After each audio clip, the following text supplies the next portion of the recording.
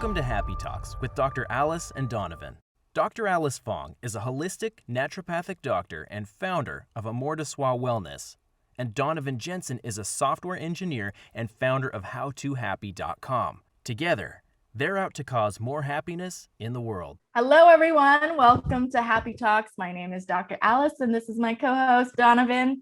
And we're here to bring happiness into the world. And we have a very special guest today. Melanie Veazey is an international vocal acting and wellness coach who is dedicated to developing the talents of the whole person so they can find and live their dreams fully, passionately, and authentically. Please welcome Melanie. Thanks for joining us. Oh, you're so welcome. It's so wonderful to be here.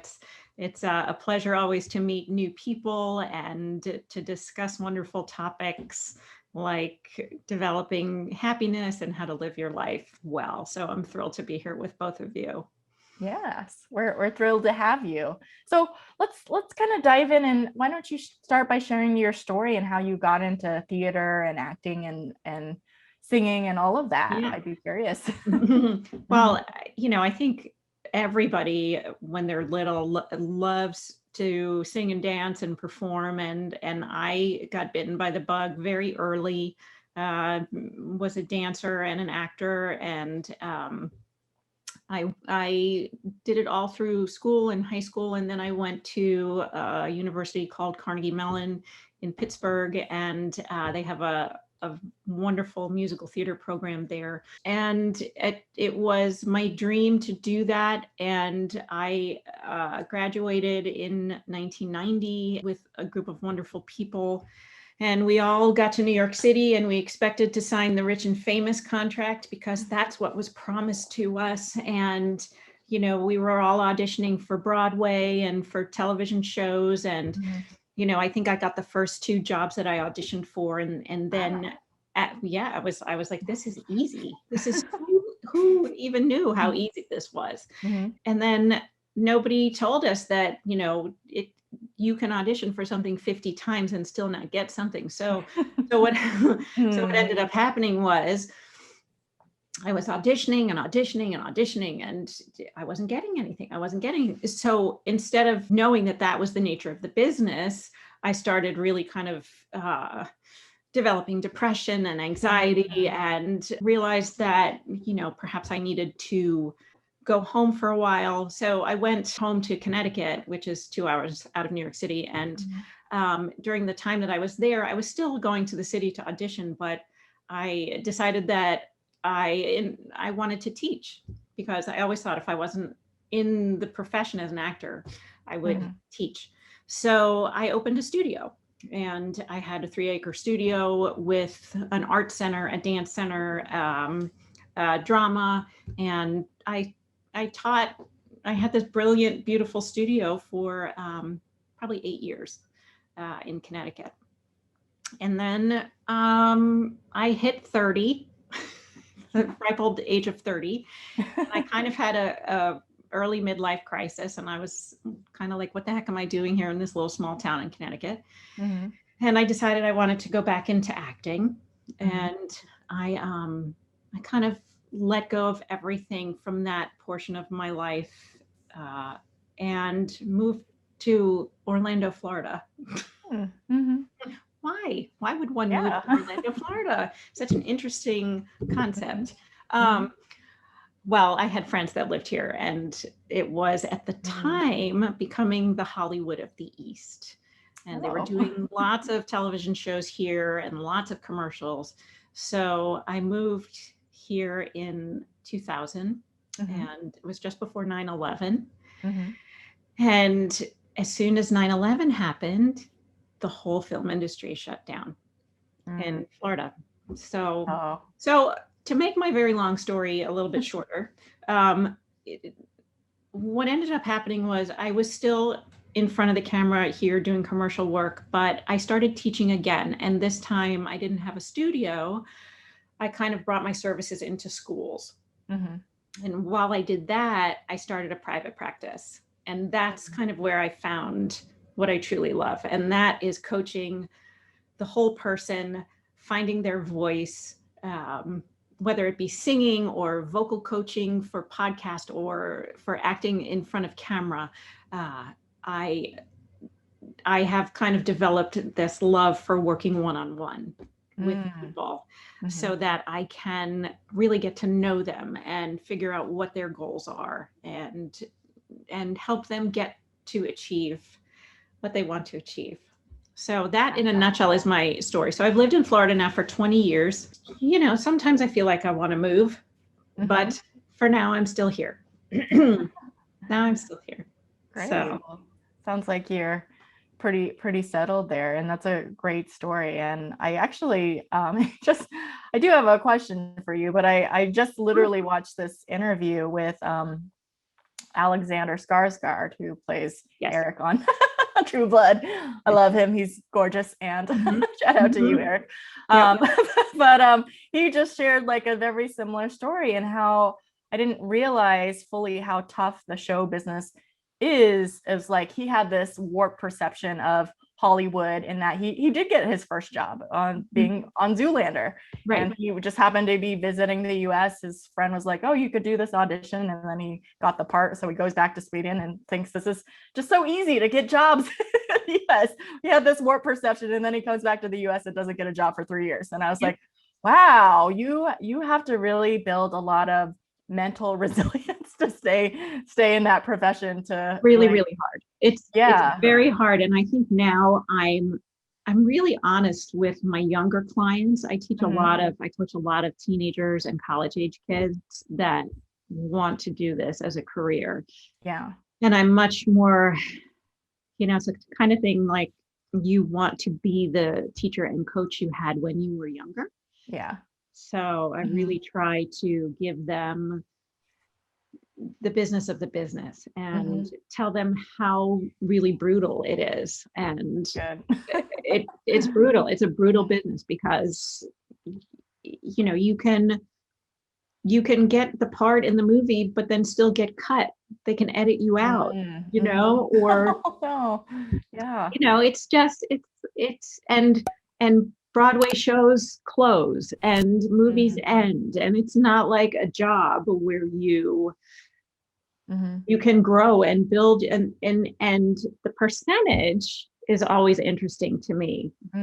Only the top 1% of actors are working, and it's only 1% of the 1% that have actually made it. Wow, 1% of the 1%. Yeah, wow, it's really, really difficult. Yeah, it's really a difficult business. Yeah, so it's not for the thin-skinned at all. So, and I still do a little of it here in Orlando, but I do it when I want to and when it's fun, and I do roles that are mostly theater now, but roles that are challenging and fun for me, and so I still get to dabble in it when I want, but that's good. Yeah, but it sounds like a healthier balance, rather than like having your whole life depend on an acting career. You're doing it because it brings you joy and happiness, rather than like your livelihood, because it's like the chances of it supporting your livelihood is pretty slim. Not impossible, but but it's really slim, and the thing is, it's also a very intoxicating business. I call it a drug, or being bitten by a bug, a sickness or an illness, because when you're on a set or in a theater, you have an instant family, and it's such a warm, loving group of people. Everybody has to get to know each other really quickly. If you're in a movie or in TV, you get paid really well, and you're fed, and you're put up in beautiful hotels. And so it's like this magical bubble of, and then, but it's like winning the lottery to get a part, to get to that. And you keep playing the slots to see if the next one is it, or, you just want another shot at that feeling of, and it's a feeling like no other. Once you're in front of a camera or on a stage with lights on you, it's super cool. So yeah, so there's lots of wonderful stories I can tell you. But yeah, so it sounds like there's a lot of feast or famine type of things going on where, it's like these long periods and then these shorter bursts of just, whoa, this is really nice and amazing. And I have to imagine that most people aren't naturally equipped to handle that emotionally. I would be curious what kinds of tools or mindsets or approaches or things that you've used, because it sounds like you're in a much better balanced place now. What things have you used or developed over time that have really helped you be able to moderate some of those highs and lows? It's really hard. I think that you have to be really kind to yourself. I think that you have to know at the bottom of it all that you are talented and that you are worthy and that you are 100% capable of doing the parts that you're up for, or singing the song, or being in front of a camera, or being on a podcast, or, you have to understand that. And so the tools that I always use with my clients and with myself, number one is talking it out. You have to talk it out. You have to be, if you're disappointed because you didn't get a part that you were this close to getting, sometimes in film and TV, there can be up to 7 callbacks. Can you imagine? 7. You get closer and you get closer and you get closer. I had a client a couple months ago that was on her 3rd callback for a Netflix musical. And the 3rd callback was in front of the director, who was a famous director, and was, and so I had to pump her up, and she's 16, but I had to say, you're going to get this. And she was beautiful. She was talented. She was perfect for the part, and she didn't get it. I don't know why, but it's that kind of disappointment. So you have to be able to feel that disappointment, be in it. If you're going to cry and yell, do it. And you have to know that who knows why you didn't get the part? It has nothing to do with you. Yeah. And this is actually a very funny story too. I was on a commercial set and I knew the director, and one of the roles hadn't been cast and they were starting to shoot the next day. So she took a bunch of headshots and she threw them on the floor like playing cards. And these are people that had auditioned. Okay. But she threw them on the floor and looked at the director and said, just pick one. And she just went, that person got the part. So you never know. You never know. So all that being said, you have to really build your confidence.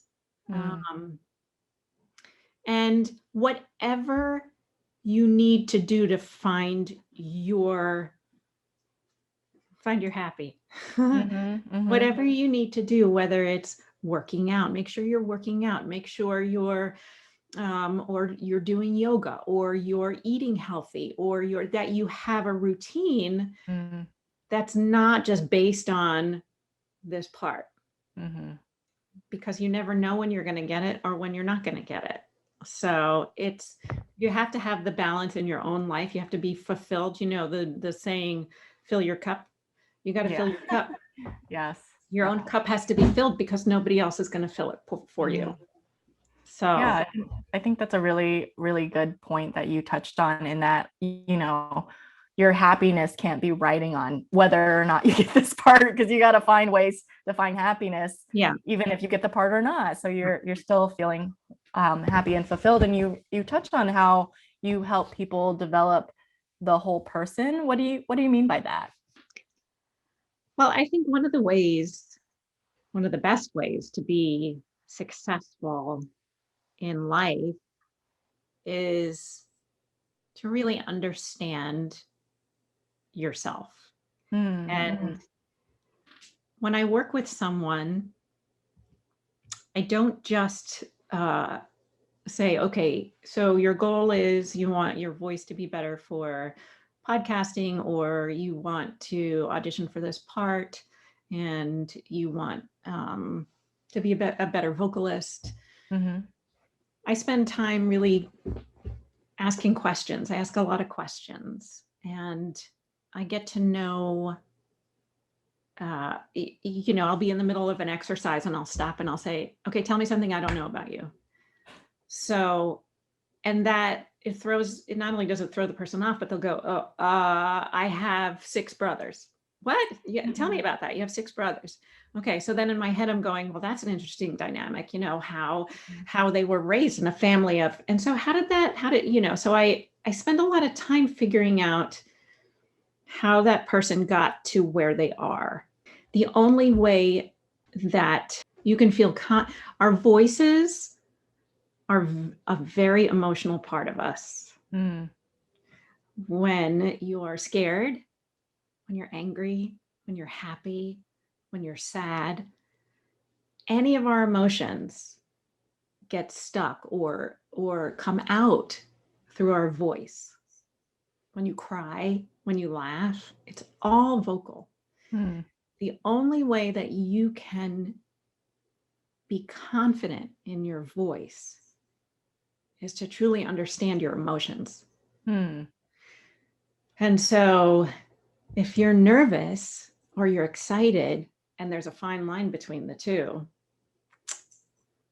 it's going to show in your voice. So, as I'm speaking, I'm listening to myself too. And I'm going, oh, I'm a little hyped up because I always I get excited about meeting new people and interviews, but it shows in your voice. But developing the whole person is me being able to say, all right, I feel like you're holding a lot when you're speaking or singing. I feel like your voice is in the back of your throat. Why is that? What are you holding back? How are you feeling? Are you upset today? I can instantly tell when somebody comes in, if they're having a bad day, if they're happy about something, the way they hold their body. A lot of us slouch.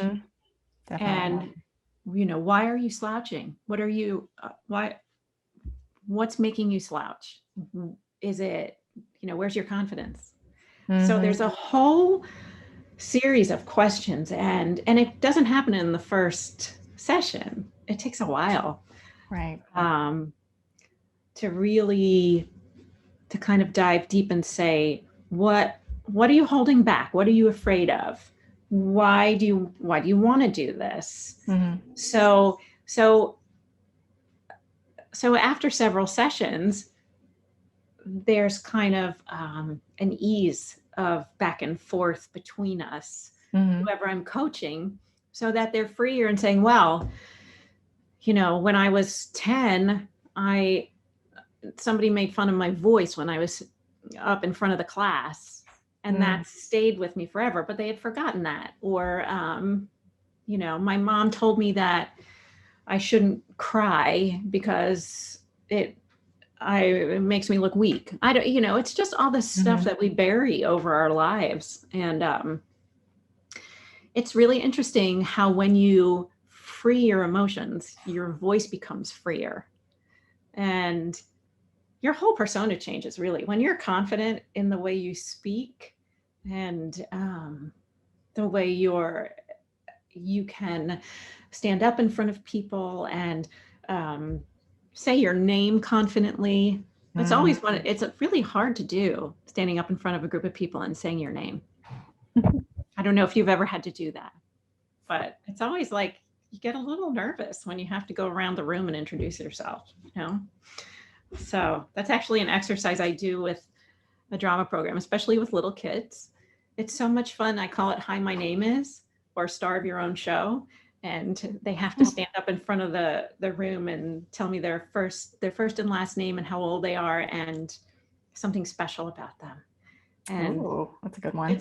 It's really cute. It's a great exercise to do because, then after a couple times, I can't wait to go and tell the class something special about them, something they didn't know. So So that's my long answer to the whole person development. Love it. Yeah. So I had a question just listening in, and you tell me if I've mismapped something. But it sounds like to me there's kind of two pieces of your work and the main thrust of your work. And one piece is kind of the technical skills, right? Like you can change how much you project, you can change kind of the tone a little bit, and some of these other things. But there's also this other piece of who you are as an individual, especially when it comes to voice. And I imagine it filters into acting and some of these other avenues of expression as well. Who you are and how you feel is going to moderate some of that output, regardless of how much you practice the skills or work on the individual pieces. So it really takes those two things together.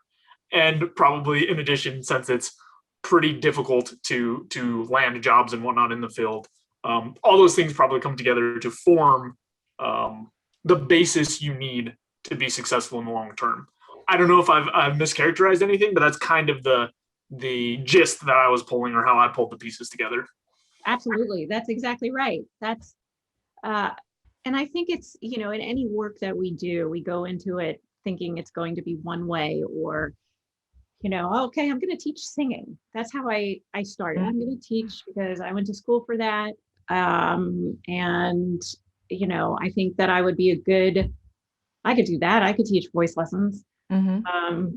And then it morphs. I think it happens to all of us that we start with something. And then as we grow and get older, we realize, oh, we have this kind of little addition to our bag of tricks. And I think for me, because I did go into the field of acting, you kind of have to be really good at a lot of things so that you can jump into any business you can while you're waiting for your next job. Mm-hmm.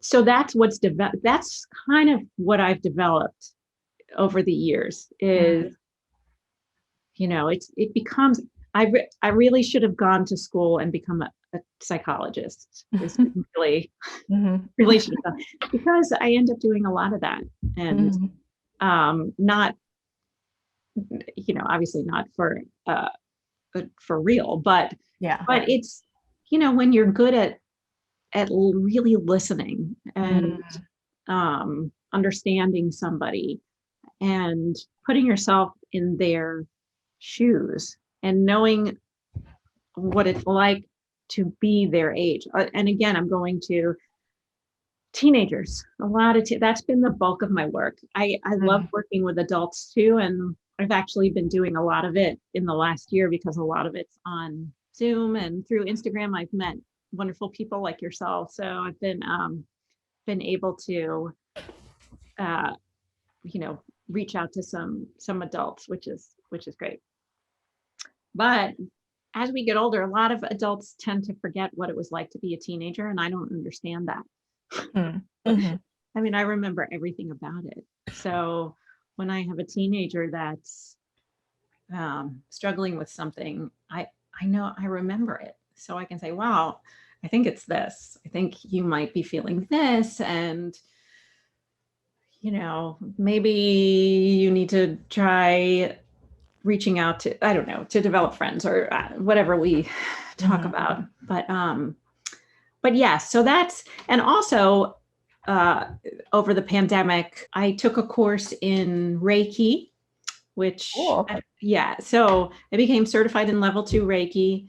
And I also did a course in NLP, which is neuro-linguistic programming. So it was Reiki I've always been so fascinated with. And for those of you that don't know, it's kind of the universal life force and the direction of our energy in our bodies and chakras and balancing them. And so that's been super cool for me to start to use that in my work as well, to really figure out, okay, so now I have this client and where are they blocked? What are they blocking? And, so that's been wonderful. And the neurolinguistic programming, it's just being able to read a person, really. It was, I don't know if you guys know anything about it. I do. I'm trained in it too. Are you? Okay. Yeah, I am. Yeah. There you go. So it's, It's kind of been using, I used a lot of it without knowing. I did, being able to read a person by the way they're using their eyes or their body language, or so that's been a great addition to my programs that I do. But yeah, so yes, Donovan, you are right on with what you were saying. And you, by the way, have a nice, great, deep voice. Thank you. Yes. I have not taken any training of any kind, but I definitely spent a period of time going through focusing on speaking less nasally. And that was such a struggle. And maybe we can expand on this a little bit, but I used to record music occasionally. We'll not go into that any further. But, you're a rapper. But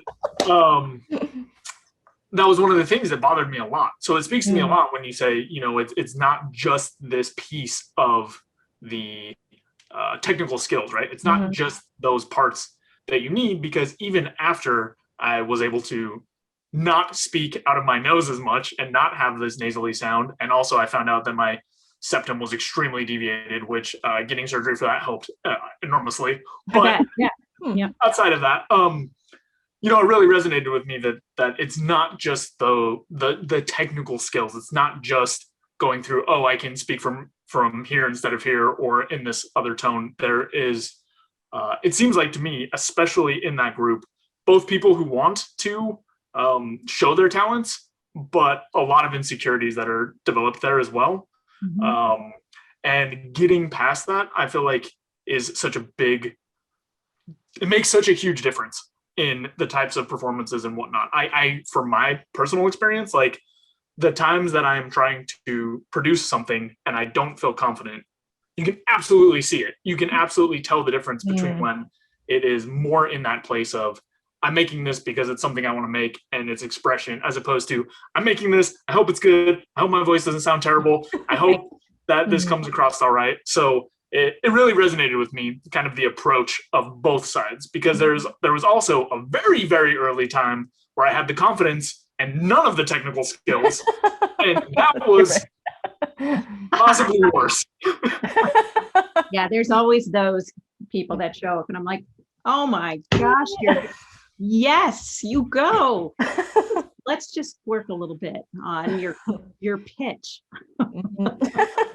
So following up with that, I think I kind of have an assumption about what the answer is going to be, but since you went to some schooling in this realm, was it mostly a focus on the technical pieces? Did you get any of those, sort of psych pieces or mindset pieces that you needed and they weren't applied, or did you find that wasn't really explored much?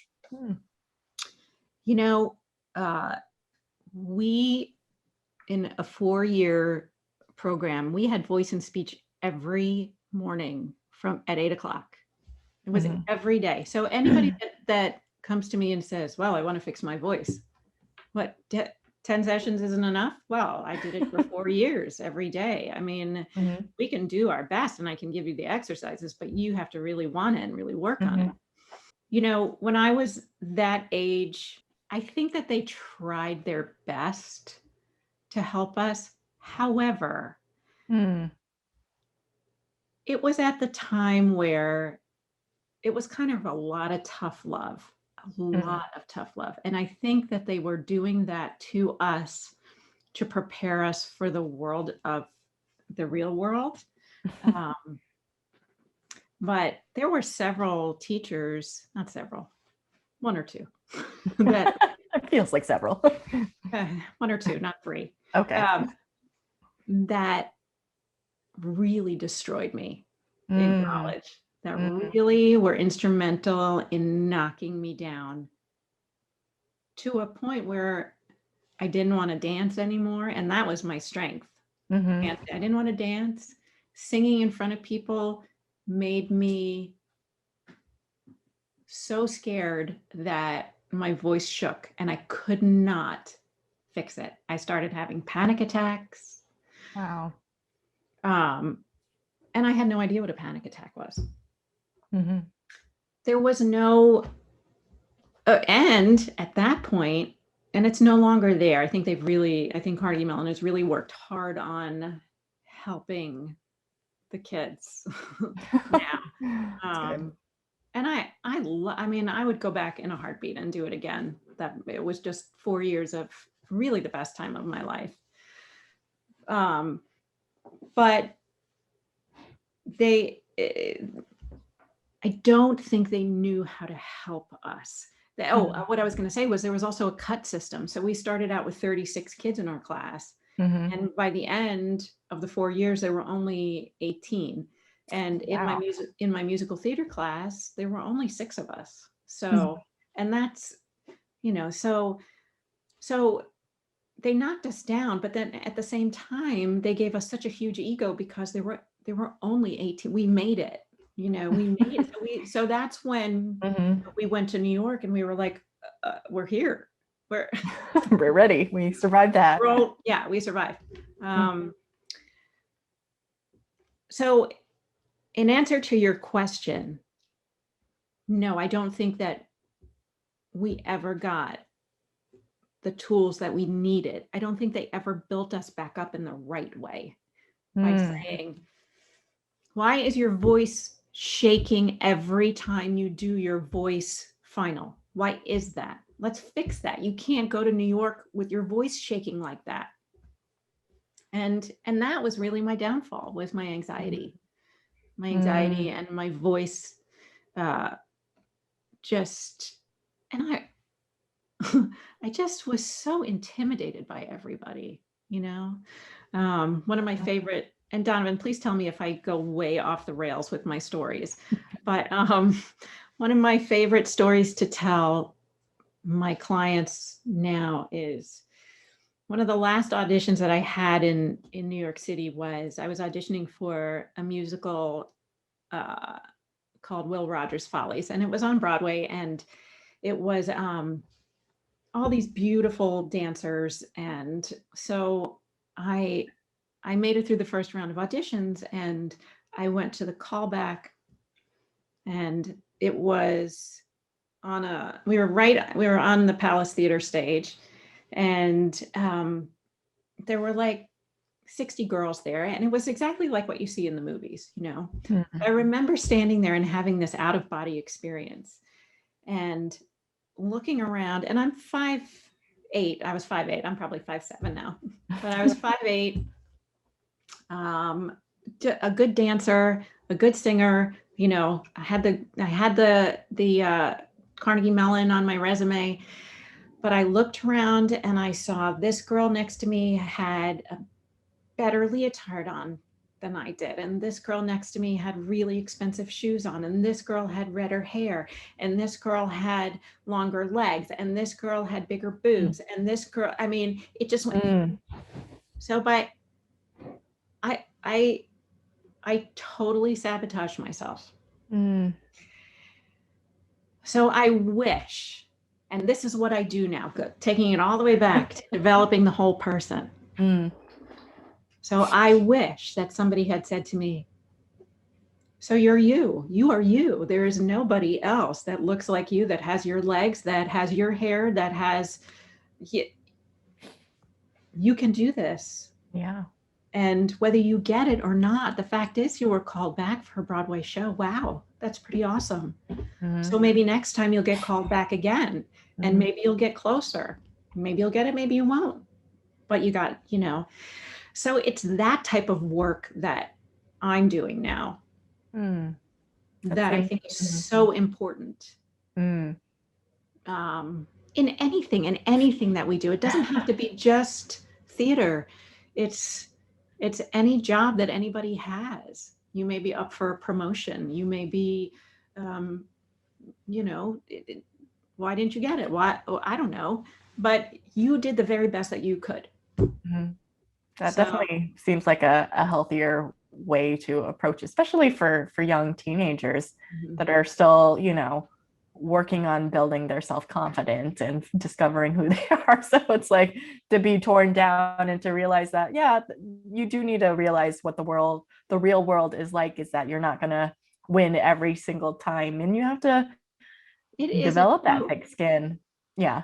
it's really hard, Yeah. I think, today, Mhm. because we're in the mindset of everybody gets a trophy and everybody, Right.